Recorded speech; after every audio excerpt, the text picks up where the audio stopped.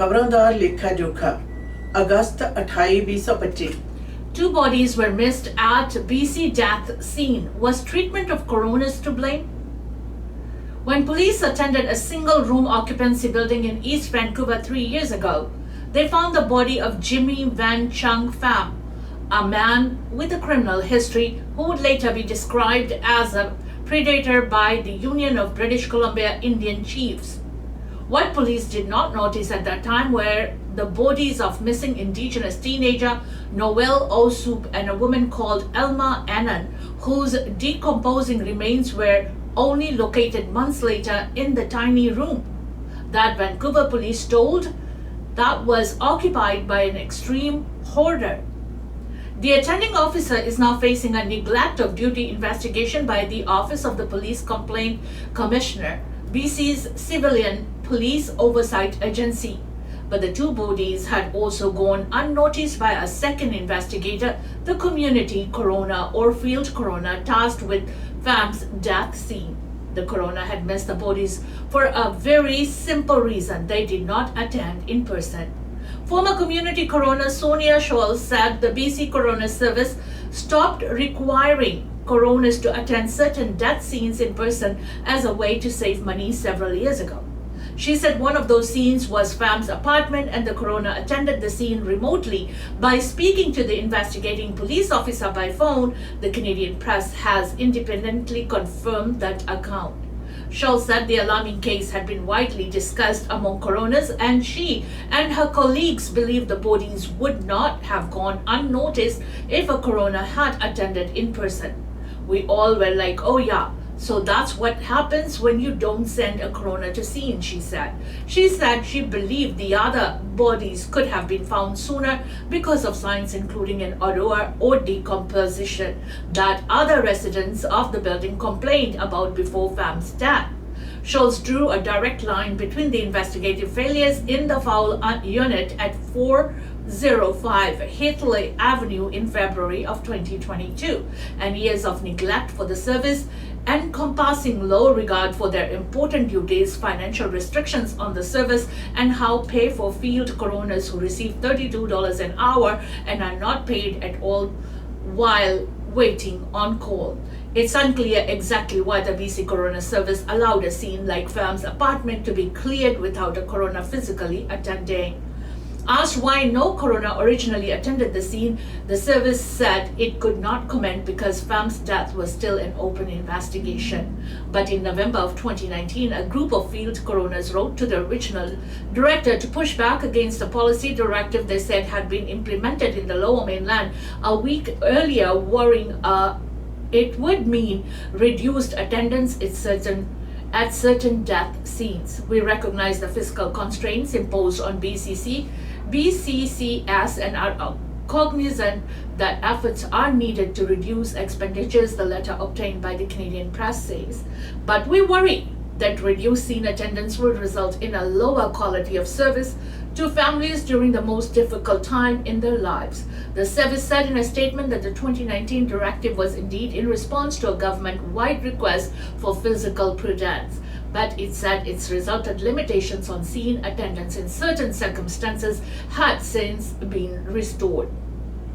The service said in an earlier statement that last month that coroners attended the majority of deaths that are reported. However, in certain limited circumstances, a coroner may use their discretion to attend virtually or over the phone instead of in person. This could include death scenes that were unsafe in a care facility or when there were competing priorities, example, multiple reported deaths within a short period of time on the coroner's availability and capacity.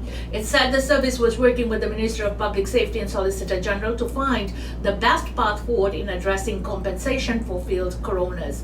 Current and former community coroners in BC said the low pay on-call work with the service had damaged morale, spurring a high turnover of experienced investigators while calls for improved working conditions were unheeded. But Scholl said others suggested the treatment and expectations on field coroners had wider implications. Sue Brown, a lawyer with the advocacy group Justice for Girls, said the Pham case highlighted long-standing issues within the BC Coroner Service over inadequate resources allocated to frontline coroners to ensure deaths were thoroughly investigated. Justice for Girls has called for a coroner's inquest into the deaths of Osup, who was 13 when she went missing, and two indigenous women, Tatiana Harrison and Chelsea Poorman. Brown said her work on their cases led her to believe there were systematic issues within the BC Coroner Service. Brown said it was unclear why the service didn't initially attend the appointment of FAM, whom the Union of BC Canadian Indian Chiefs called a known predator and sex offender in a news release in May. Their job is to determine the manner of death and the cause of death, and I simply do not see how that is possible if they don't also have first-hand knowledge about the circumstances in which the person was found. They can only obtain that, in my view, from attending the scene, Brown said. She said her organization's advocacy typically focuses on the adequacy of police investigations. I didn't expect that we would have to be doing the same level of advocacy and have the same concerns with the coroner service, Brown said. Osup was found in a single room occupancy in the downtown east side, and I believe that the coroner and the police had tunnel vision in her case. Vancouver police said investigators into the deaths of Osup and Inan remained open. When she was joined the BC Coroner Service in 2018, she balanced her nursing practice with her new part-time duties as a community coroner, visiting death scenes to determine cause of death. She considered her work as a coroner a calling that fit in with her desire to serve others, while also satisfying a deep curiosity in the science of human psychology. She was lasted about 4 years on the job before going on a medical leave due to personal circumstances, but she said she had also came to a point where she felt she couldn't put in one more shift and resigned.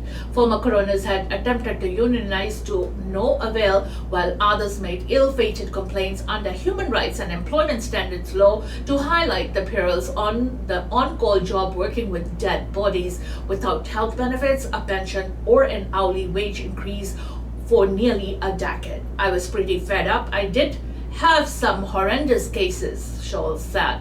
She said one case involved the death of a child, and police officers on scene told her she would need a critical incident debrief afterwards to deal with the gruesome circumstances. But she said aftercare from the service for traumatic scenes attended by part-time field coroners is non-existent.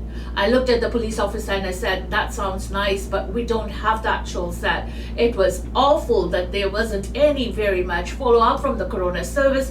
Nobody reached out to me, for instance, to ask me how I was doing. I was completely on my own to take care of my own mental health following that scene. Scholl said she was involved in a union drive in 2021 to organize community coroners who sought to right to unionize. That would require legislative change because they are executed from the definition of employees under BC's Public Service Labour Relations Act. A form letter addressed to lawmakers outlining the failed bid still lives online. Anyone working conditions led to poor morale, burnout, and high turnover. The letter echoes a recent push for better pay by community coroners who made an urgent plea to the service leadership and policymakers in a letter circulated earlier this year. The financial strain imposed on field coroners by the failure to update wages has led to recruitment and retention challenges, the letter said. Many experienced professionals are forced to leave the role in search for more sustainable employment, leading to service gaps in our communities. Efforts to overhaul how community coroners are paid go back years, including a report by former BC Auditor General John Doyle in 2011 that said the as and when required on call staffing model for community coroners was problematic. The community coroner model relies on upstanding community members taking on the role of the coroner as a public service more than as employment, the report said. Doyle noted that community coroners' employment status was unique because they were the only government employees paid hourly who are not hired under the Public Service Act. The report said survey of employees found nearly 70% felt that this different employment structure for community coroners versus salaried coroners negatively impacts the effectiveness of the BC Coroner Service. A former community coroner named Kanak McAuley went to the province's Employment Standards Tribunal in 2019 over the service failure to pay on-call wages. He said he was sometimes on call 24 hours a day, 7 days a week, and wasn't allowed to drink alcohol. His mobility was also restricted while on call, but the tribunal found that because Macaulay worked from home, he could not be deemed to be at work while on call from his residence and dismissed his case. Macaulay could not be reached for comment. The service also faced an employment standards complaint over unpaid on-call time field in November 2023. A field coroner named Dawn Gillis, but a delegate of BC's Director of Employment Standard ruled against her in March this year. The coroner service argued it wouldn't be able to maintain current coverage by field coroners if on-call time was paid. The cost of maintaining field coroners across the province would be prohibitive, considering the unpredictable nature of their work and the amount of on-call time the work necessitates, the decision said. Some of the conditions faced by field coroners are also described in a human rights case brought in 2019 by a coroner named David Ta. He claimed the service didn't accommodate his return to work after he suffered a serious mental injury while working as a community coroner. He said he struggled after attending that the tribunal ruling called a gruesome and complex industrial accident in 2015. Ta claimed the service failed to accommodate him by finding a role that would allow him to avoid working with dead bodies. But the tribunal decision said it was uncontested that the coroner service is in business of death and coroners are employed to investigate and report certain deaths. There was no way to modify the job of a coroner to avoid dead bodies. The tribunal ruled dismissing his complaint. Neither Ta nor his lawyers returned to request for a comment. Marilyn McIntosh was a community coroner in the Fraser Valley for nearly 10 years who left the service in October last year. She said community coroners last got a pay raise to just over $32 an hour in 2016, but she said the raise was offset by a reduction in duties that meant they no longer stayed on death files from beginning to end. Yes, we got a raise, but then over the next 2 years, 70% of our work was taken away, she said. She said the process get community coroners to raise along because it must be approved by the Treasury Board. The main focus has always been the almighty dollar, the micromanaging and the buck chiseling and the absolute, penny pinching that takes place with the field coroners is absolutely mind-blowing. It's unbearable. Like nobody can work in those conditions, she said. I just couldn't take it anymore because it wasn't worth it. It was too stressful. Both McIntosh and Scholz said they supported the current crop of coroners seeking to improve working conditions, but wondered if they had succeeded when others had failed. It's still so sad and so unfortunate that a complete work group is being treated as poorly as they are, and if so many people can feel that way and so many people have said things and tried to so hard and that it still fails on deaf ears is astounding, McIntosh said. The grim nature of the work at death scenes and the pressures facing the service may have combined the bungling of the fam case. Shows that scene like the Hitley Avenue apartment involving dead bodies and whoring would typically attract insects and vermin. Such scenes were often so malodorous that police might wait outside in their car in a hallway or lobby while the coroner investigated, she said. And if the police are doing the call with the coroner who's remote over the phone, there wouldn't be the presence of the scene to do an adequate scene assessment, she said. Had someone from the coroner service attended, they would have spent enough time doing the scene assessment to realize that there was something else. It's not quite right. ਇਹ ਜਾਣਕਾਰੀ ਜੀ ਖਾਸ ਤੌਰ ਦੇ ਉੱਤੇ ਸਾਹਮਣੇ ਆਈ ਹੈ ਵਡੇਰੀ ਮਾਤਰਾ ਦੇ ਵਿੱਚ ਕਿ ਕੋਰਨਰ ਸਰਵਿਸਿਜ਼ ਨੇ ਜਿਹੜੀਆਂ ਨੇ ਉਹਨਾਂ ਦੀ ਕਾਰਗੁਜ਼ਾਰੀ ਦੇ ਮੁਤਲਕ ਹੈ ਔਰ ਉਹਨਾਂ ਦਾ ਕਹਿਣਾ ਹੈ ਕਿ ਅਗਰ ਕੋਰਨਰ ਸਰਵਿਸ ਔਨ ਸੀਨ ਜਾ ਕੇ ਇਨਵੈਸਟੀਗੇਟ ਕਰਦੀ ਤਾਂ ਉੱਥੇ ਦੋ ਹੋਰ ਜਿਹੜੀਆਂ ਲਾਸ਼ਾਂ ਨੇ ਉਹਨਾਂ ਨੂੰ ਬਰਾਮਦ ਹੋ ਸਕਦੀਆਂ ਸਨ। 3 ਵਰੇ ਪਹਿਲਾਂ ਫੈਮ ਦੇ ਕੇਸ ਦੇ ਵਿੱਚ ਜਿਹੜੀ ਜਾਣਕਾਰੀ ਸਾਹਮਣੇ ਆਈ ਹੈ ਉਸਦੇ ਮਰਨ ਤੋਂ ਉਪਰੰਤ ਉਸੇ ਅਪਾਰਟਮੈਂਟ ਦੇ ਵਿੱਚੋਂ ਵੈਨਕੂਵਰ ਵਿਖੇ ਜਿਹੜੇ ਸਰੀਰ ਦੇ ਸੰਬੰਧ ਦੇ ਵਿੱਚ ਆਉਣ ਵਾਲੀ ਜਿਹੜੀਆਂ ਮੁਸ਼ਕਾਂ ਨੇ ਉਸਦੇ ਆਧਾਰ ਦੇ ਉੱਤੇ ਰਿਪੋਰਟ ਕੀਤੀ ਗਈ ਸੀ, ਪਰ ਕੋਰਨਰ ਸਰਵਿਸ ਜਾਂ ਪੁਲਿਸ ਨੇ ਕਿਸੇ ਨੇ ਵੀ ਜਾ ਕੇ ਅੰਦਰ ਅਪਾਰਟਮੈਂਟ ਨੂੰ ਟਟੋਲਿਆ ਨਹੀਂ, ਦੇਖਿਆ ਨਹੀਂ। ਕਾਰਨ ਸੀ ਕਿ ਅਪਾਰਟਮੈਂਟ ਦੇ ਵਿੱਚ ਹੋਡਰ ਦੀ ਤਰ੍ਹਾਂ ਦਾ ਜਿਹੜਾ ਵਾਤਾਵਰਨ ਸੀ ਔਰ ਕਿਸੇ ਨੇ ਉੱਥੇ ਨਹੀਂ ਗਏ, ਇਸੇ ਕਰਕੇ ਉਸਦੇ ਵਿੱਚ 2 ਹੋਰ ਮ੍ਰਿਤਕ ਜਿਹੜੇ ਸਰੀਰ ਸਨ ਉਹਨਾਂ ਬਾਰੇ ਜਾਣਕਾਰੀ ਪ੍ਰਾਪਤ ਨਹੀਂ ਕੀਤੀ ਗਈ। ਔਰ ਇਸ ਦੇ ਨਾਲ ਚਰਚਾ ਇਹ ਵੀ ਛਿੜੀ ਕਿ ਕੋਰਨਰ ਸਰਵਿਸਿਜ਼ ਪ੍ਰਦਾਨ ਕਰਨ ਵਾਲਿਆਂ ਦੀ ਮੰਗ ਸੀ ਔਰ ਉਹਨਾਂ ਦਾ ਕਹਿਣਾ ਸੀ ਲੰਮੇਰੇ ਸਮੇਂ ਤੋਂ ਤਕਰੀਬਨ 10 ਵਰੇ ਤੋਂ ਵੱਧ ਸਮੇਂ ਤੋਂ ਉਹਨਾਂ ਦੀ ਜਿਹੜੀ ਤਨਖਾਹ $32 ਘੰਟੇ ਦੇ ਉਸਦੇ ਉੱਤੇ ਕਿਸੇ ਤਰ੍ਹਾਂ ਦਾ ਵਾਧਾ ਨਹੀਂ ਹੋਇਆ ਔਰ ਇਹ $32 ਘੰਟੇ ਦੇ ਔਨ ਕਾਲ ਜਿਹੜੀ ਸਰਵਿਸ ਹੈ ਉਸ ਦੇ ਵਿੱਚ ਉਹੀ ਸਮੇਂ ਨੂੰ ਨਿਰਧਾਰਿਤ ਦਿੱਤਾ ਜਾਂਦਾ ਹੈ ਜਦੋਂ ਉਹ ਕੰਮ ਕਰਦੇ ਨੇ, ਨਾ ਕਿ ਜਦੋਂ ਇੰਤਜ਼ਾਰ ਵੀ ਕਰਦੇ ਨੇ। ਇਸ ਦੇ ਉੱਤੇ ਕਈ ਲੋਕਾਂ ਨੇ ਆਪਣੇ ਜਿਹੜੇ ਵਿਚਾਰ ਨੇ, ਜਿਹੜੇ ਇਸ ਖੇਤਰ ਦੇ ਵਿੱਚ ਕੰਮ ਕਰ ਚੁੱਕੇ ਨੇ, ਉਹਨਾਂ ਨੇ ਵੀ ਦੱਸਿਆ ਕਿ ਕਿਸ ਪ੍ਰਕਾਰ 2011 ਦੇ ਵਿੱਚ ਵੀ ਉਸ ਵਕਤ ਦੇ ਜਿਹੜੇ ਮਾਨਯੋਗ ਵਿਅਕਤੀ ਸਨ ਉਹਨਾਂ ਨੇ ਕਿਹਾ ਸੀ ਕਿ ਇਹ ਜਿਹੜਾ ਤਰੀਕਾ ਹੈ ਖਾਸ ਤੌਰ ਦੇ ਉੱਤੇ ਐਮਪਲੋਇਮੈਂਟ ਦਾ, ਇਹ ਖਤਰਨਾਕ ਹੈ। ਇਸ ਦੇ ਵਿੱਚੋਂ ਫਾਇਦੇ ਦੀ ਥਾਂ ਤੇ ਨੁਕਸਾਨ ਜ਼ਿਆਦਾ ਹੋ ਸਕਦੇ ਹਨ।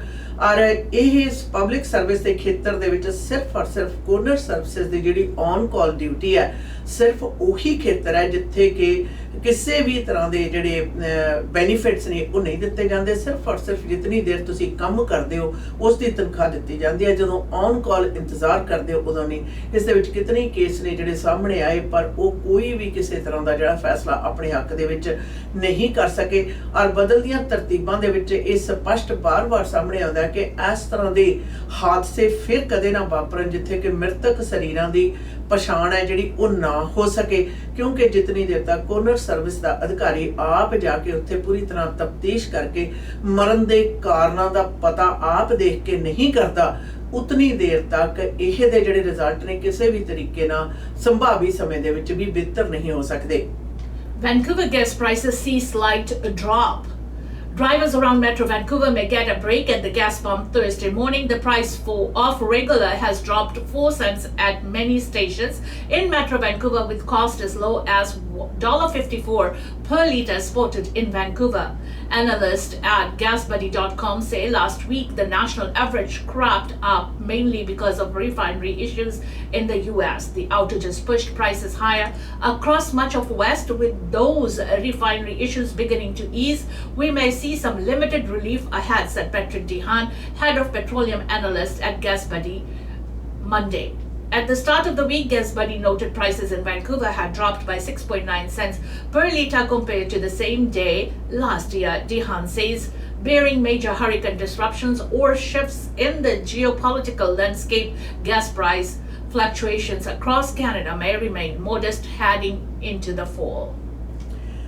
ਜਾਣਕਾਰੀਆਂ ਨਸ਼ਰ ਹੋਈਆਂ ਨੇ ਕਿ ਵੈਨਕੂਵਰ ਦੇ ਵਿੱਚ ਗੈਸ ਦੀਆਂ ਕੀਮਤਾਂ ਅੱਜ ਤੜਕਸਾਰ ਉਹਨਾਂ ਦੇ ਵਿੱਚ ਗਿਰਾਵਟ ਦੇਖੀ ਗਈ ਹੈ। ਔਰ ਉਹਦਾ ਮੇਨ ਕਾਰਨ ਮੰਨਿਆ ਜਾ ਰਿਹਾ ਹੈ ਕਿ ਜਿਹੜੀਆਂ ਵੈਸਟ ਦੇ ਵਿੱਚ ਰਿਫਾਈਨਰੀਜ਼ ਨੇ ਉਹਨਾਂ ਦੀ ਹਾਲਤ ਹੈ। ਔਰ ਨਾਲ ਦੀ ਨਾਲ ਯਾਦ ਰਹੇ ਕਿ ਮੌਜੂਦਾ ਸਥਾਨਕ ਤੇ ਅੰਤਰਰਾਸ਼ਟਰੀ ਪੱਧਰ ਤੇ ਜਿਹੜੀਆਂ ਪ੍ਰਸਥਿਤੀਆਂ ਨੇ, ਇਹ ਗੈਸ ਦੀਆਂ ਕੀਮਤਾਂ ਦੇ ਉੱਤੇ ਪ੍ਰਭਾਵ ਜਿਹੜੀਆਂ ਜਾਰੀ ਰੱਖ ਰਹੀਆਂ ਨੇ। ਇਸ ਪਤਝੜ ਦੀ ਰੁੱਤ ਦੇ ਵਿੱਚ ਕਹਿੰਦੇ ਆ ਕਿ ਇਹ ਪ੍ਰਭਾਵ ਹੈ ਜਿਹੜਾ ਉਹ ਜਾਰੀ ਰਹੇਗਾ। ਪਰ ਗੈਸ ਦੀਆਂ ਕੀਮਤਾਂ ਦੇ ਵਿੱਚ ਵਡੇਰੀ ਜਿਹੜੀ ਗਿਰਾਵਟ ਆ ਅੱਜ ਸਵੇਰੇ ਵੈਨਕੂਵਰ ਦੇ ਵਿੱਚ ਜਿਹੜੀ ਆ ਨੋਟ ਕੀਤੀ ਗਈ। $54 ਦੇ ਉੱਤੇ ਜਿਹੜੀ ਪ੍ਰਤੀ ਲੀਟਰ ਗੈਸ ਦੀ ਕੀਮਤ ਹੈ ਉਹ ਵੈਨਕੂਵਰ ਦੇ ਵਿੱਚ ਦਿਖਾਈ ਦਿੱਤੀ ਹੈ। Police investigate missing persons case at Maple Ridge home. The Ridge Meadows RCMP say police were on scene Wednesday near Gillis Place and Harrison Street to gather information for an ongoing missing persons investigation. The Lower Mainland District Regional Police Services Forensics Team and the Integrated Homicide Investigation Team IHIT are on the scene outside the home as well. A forensic tab has also been set up. According to IHIT, potential criminal incident may have occurred at the residence, prompting them to secure the area for an extensive period of time. Earlier on Wednesday, a large police presence was reported at Maple Ridge home. RCMP and BC Emergency Health Services were reached for more information, but nothing has been said yet.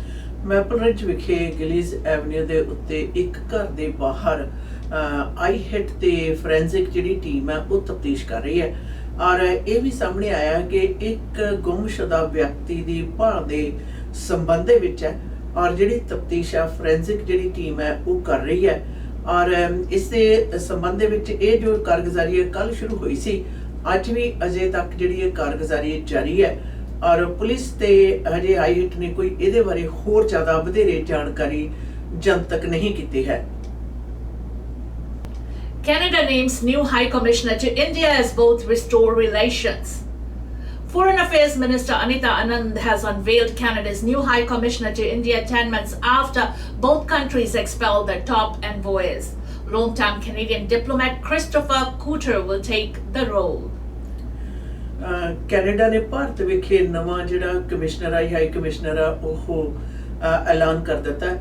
ਪਿਛਲੇ 10 ਮਹੀਨਿਆਂ ਤੋਂ ਦੋਵੇਂ ਮੁਲਕਾਂ ਦੇ ਵਿੱਚ diplomats ਦੇ ਸੰਬੰਧ ਦੇ ਵਿੱਚ ਕਾਫੀ ਜ਼ਿਆਦਾ ਤਲਖੀ ਸੀ ਔਰ ਨਾਲ ਦੀ ਨਾਲ ਸੰਬੰਧ ਜਿਹੜੇ ਨੇ ਉਹ ਠੀਕ ਨਹੀਂ ਸਨ।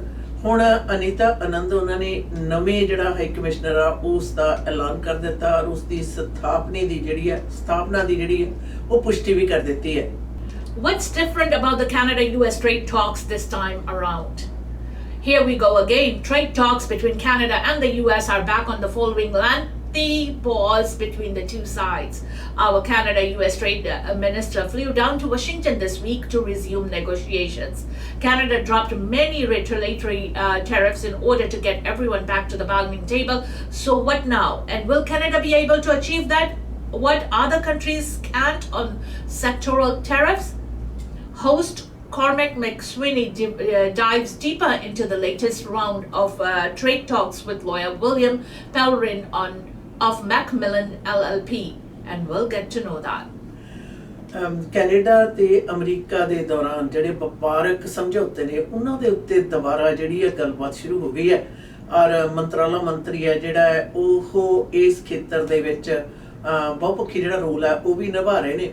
ਔਰ ਯਾਦ ਰਹੇ ਟ੍ਰੇਡ ਟਾਕ ਹੈ ਜਿਹੜੀ ਇਸ ਦਾ ਸਿਲਸਿਲਾ ਥੋੜੀ ਜਿਹੀ ਦੇਰ ਲਈ ਪੌਜ਼ ਕਰ ਗਿਆ ਸੀ ਪਰ ਹੁਣ ਇਸ ਦੇ ਉੱਤੇ ਮੁੜ ਜਿਹੜੀਆਂ ਵਾਰਤਾਲਾਪ ਨੇ ਉਹ ਹੋਣੇ ਸ਼ੁਰੂ ਹੋ ਗਏ ਨੇ। ਦੇਖਦੇ ਹਾਂ ਸੰਧੀਆਂ ਦੇ ਅੰਤਿਮ ਰੂਪ ਜਿਹੜੇ ਨੇ ਉਹ ਕਦੋਂ ਤੇ ਕਿਸ ਪ੍ਰਕਾਰ ਸਾਹਮਣੇ ਆਉਂਦੇ ਆ। इसी के साथ हमें दीजिएगा इजाजत खबरों दा लेखा जोखा के इस सेगमेंट से। Until next time, goodbye and be safe.